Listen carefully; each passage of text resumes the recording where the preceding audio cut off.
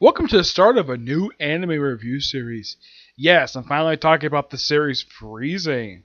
Yes, it's a series that, well, the anime itself aired back in 2011, and it didn't finally. It aired its final episode in 2014, I think it was. Yeah, this is just part one. I think about 7 or 8 ish episodes. 7 videos, 7 videos. It might be more because I might be discussing the manga because the manga is quite interesting to say the least. Is the show similar to the manga? Yes, definitely. I should point out though some things about the series. Number one, it's a very mature series. How is it very mature? Well, for one thing, almost every single girl in the series loves showing off their chest. Every single one of them. The main female lead of the course, Salazar, who's the first character seen when you first start the first episode, she does something very scandalous. You see her take off a dress, then you see her take off her underwear, and then she transforms into her dress attire that she wears for. That's her pretty much her signature attire. Yeah, though she has to strip completely naked to do this. We all see on her back, there's like these little marks on her back. Those are called stigma. Yes, stigma's had very differences over the years. These basically are just basic controller's powers. She, of course, is a woman, so she's a Pandora. Yes, a Pandora. Named after the Greek woman who tried to end the world. And they had to have. She doesn't have a limiter. A limiter casts the ability of freezing, basically, the titular name of the series. Basically, they can freeze an area where a nova is. It's an alien being that apparently where these things come from. They never actually explain where these things come from. They're just these random aliens that show up in the series. Yes, the series has got aliens. And the Pandoras are trained at this school called genetics. Now, when you think of genetics, you think of blood, right? Kind of, yes.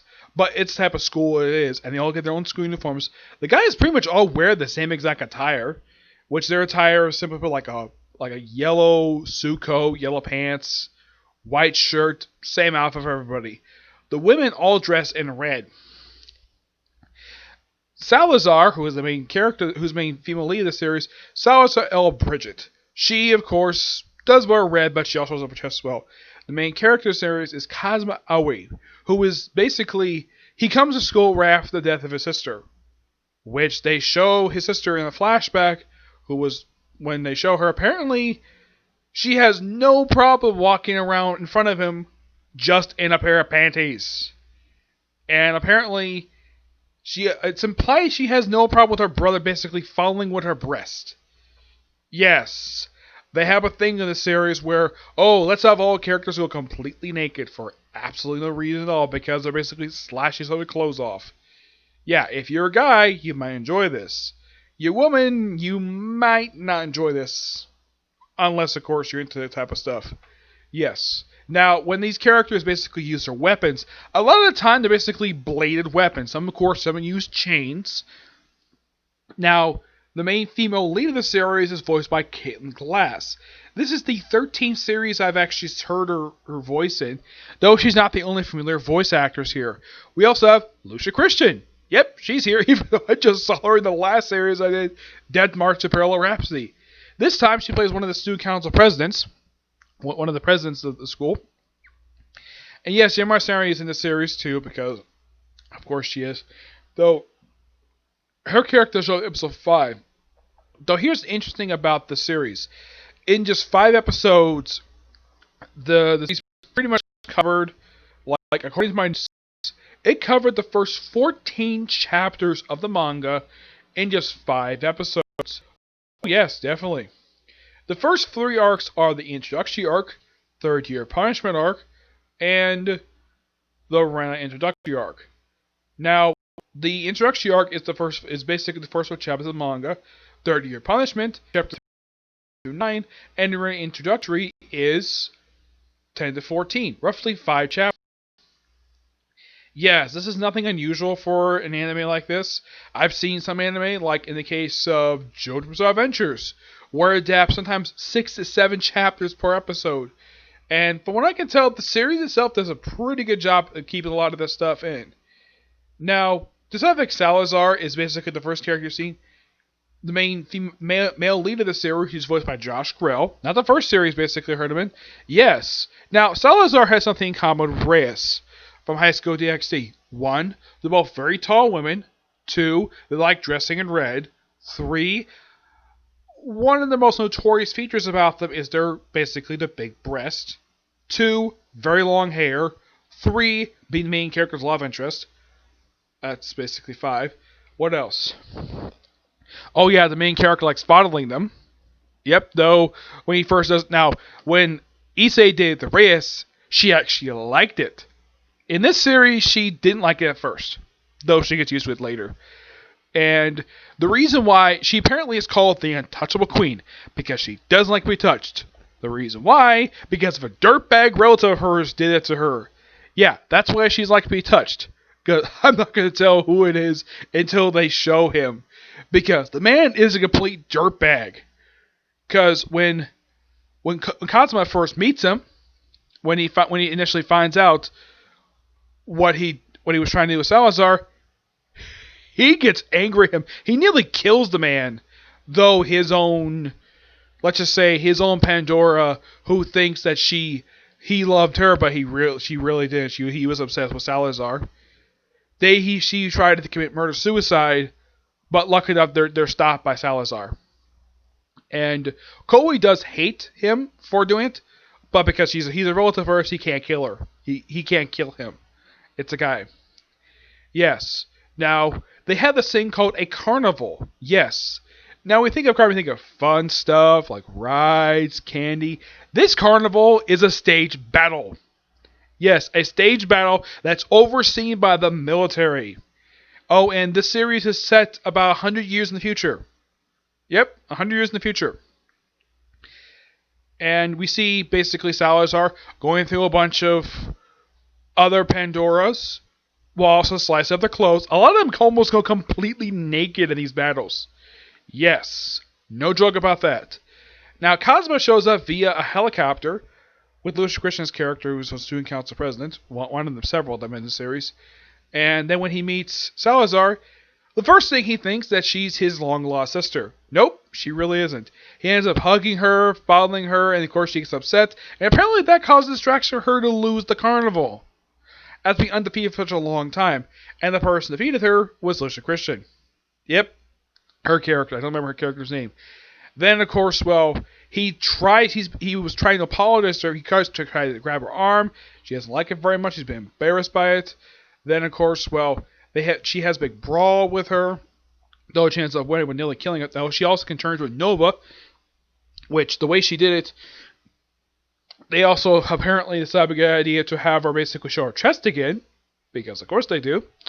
And she gets blood on her face. Basically, she gets Kazuma's blood on her face, and that apparently activates her Nova mode. Basically, turns the hair like white, and it goes like nearly killing machine. But look how we stop by two of the instructors.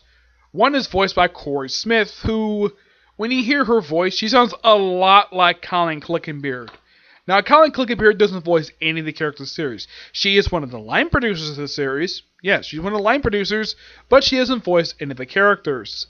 And here's something quite strange, though. Patrick Stoltz he actually was the scriptwriter for episode 5. Yes, Patrick Stoltz. The guy known for voicing characters like Dio Brando from JoJo's Bizarre Adventures, Frankie from One Piece. There's like a lot of other characters that I can name, but the guy's one awesome voice actor. It's a shame that he's not in this series. You know what other big name Funimation dub actors in the series? There's a few others. Sabbath is not in this series. Neither is Todd Heppercorn. Heck, not even Eric Vale. Yeah, these three guys, nowhere to be seen in this series. Yep. Now, Kazuma basically is told frequently to stay away from Salazar. He doesn't. He ignores him because he thinks that the whole thing is utter nonsense. Yep. And then eventually he sees Salazar on the roof. When he sees her on the roof, he asks her to be her limiter. She passed that first, though she does accept it later, thanks to a woman who basically is obsessed with order. And, well, that was because of a battle we had Nova show up and cause a bunch of first years to abandon the platoon leader, which she resented them for that, though it was later revealed that the platoon leader actually ordered them to retreat. and the woman herself basically thought that she was being, well, they were being cowards. Though she ends up fighting her in episode, I believe it's episode 4, I think it was. She also debuted the accelerated turn in the series, basically able to do a special big loop around. Mm-hmm. Yep. And of course, the thing is run by a nun. The whole school is run by a nun, which is kind of interesting. Now, interesting thing about Salazar, the thing is, Koi is Japanese. Yes, Kazuma's Japanese, while Salazar is British. Yep, she is in fact British. Despite the fact her name sounds, with name L, it sounds Hispanic. Yes, because that's something you see for a Spanish type of name. Or something similar to German. But she's from the United Kingdom. That's where she's from. Mm-hmm. Yep. And during the 2 battles she was involved with, she had been put in the break for it, despite the fact that the first one, she was ambushed. Because the woman basically was a very gullible woman.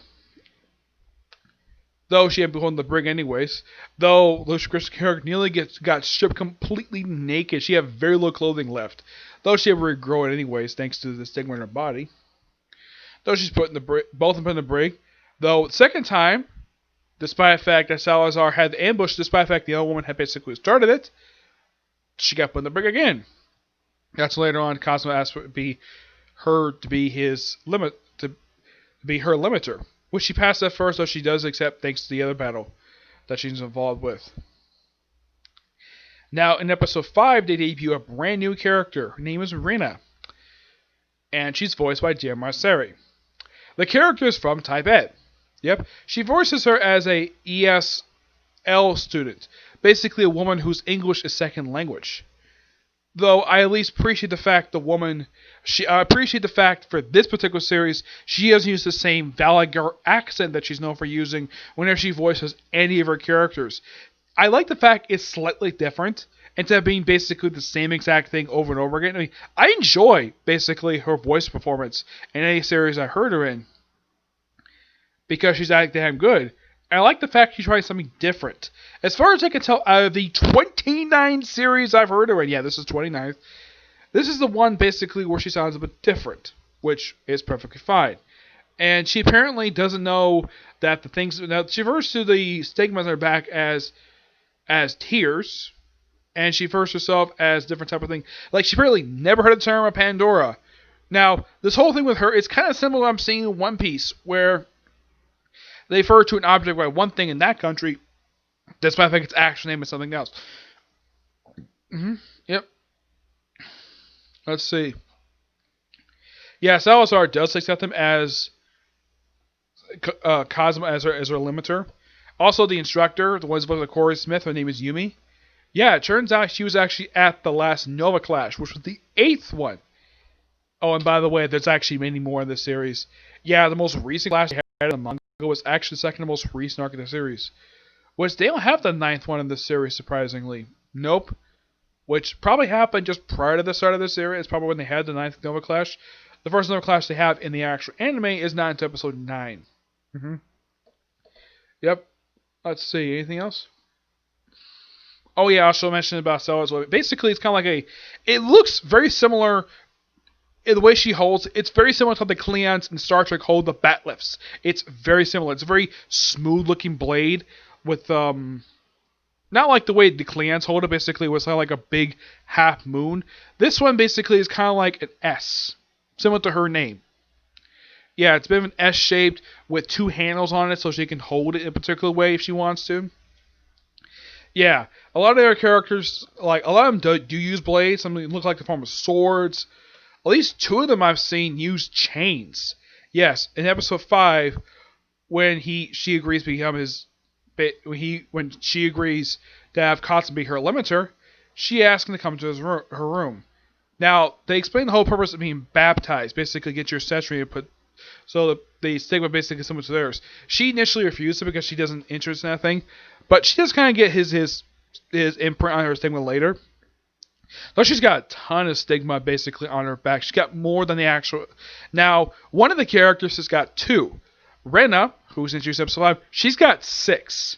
In the case of Salazar, she's got a ton.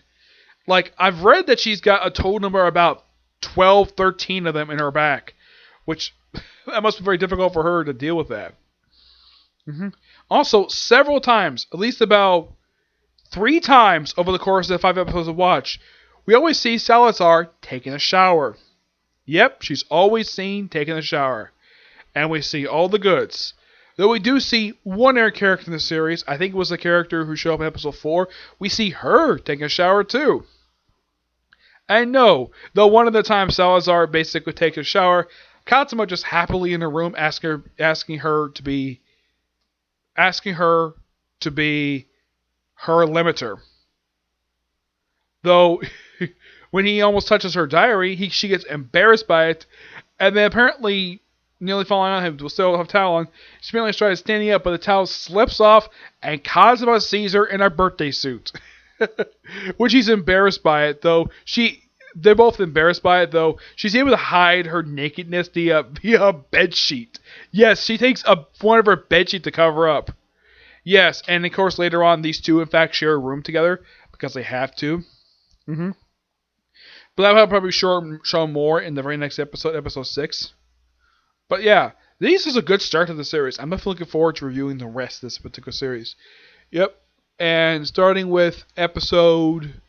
Now, with the next review, when I get a chance to do it, I'll be reviewing 3 episodes, episodes 6 through 8. Though 2 of them are canon episodes, the third one is a series-only filler. I will discuss that later, but not my next video. My next video, I'm going to talk about the newest episode of ReZero. Yep. They'll probably be up soon, but not right now. But Freezing overall is a good start to the series. Yeah, it's a great. It has a great start to it. I like what they did with it. It's fantastic, and I'm loving it. Now, in case you're curious, though, how far have I read into the manga for Freezing? The manga itself is 225 chapters. This is, of course, when I last saw it. And I read the first, as of right now, the first 112 chapters before I start reading the series.